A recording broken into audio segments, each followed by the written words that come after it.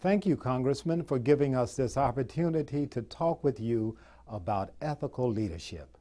We say that ethical leaders remember, retell, and relive their stories.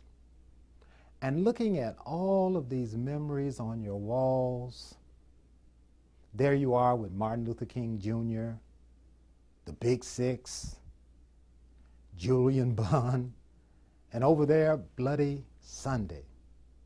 This is an audience room that is crowded with presences and memories.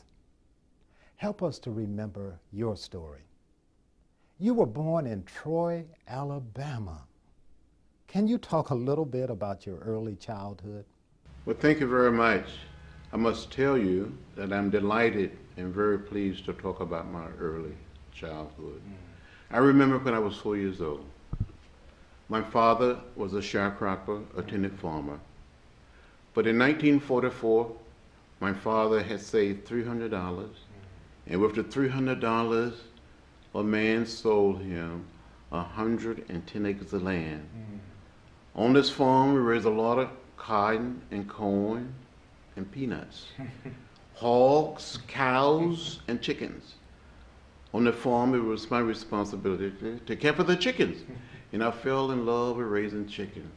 I love those chickens. But as a little boy, about 7 or 8 years old, I wanted to be a minister. I wanted to preach the gospel. So from time to time, with the help of my brothers and sisters and cousins, we would gather all of our chickens together in the chicken yard.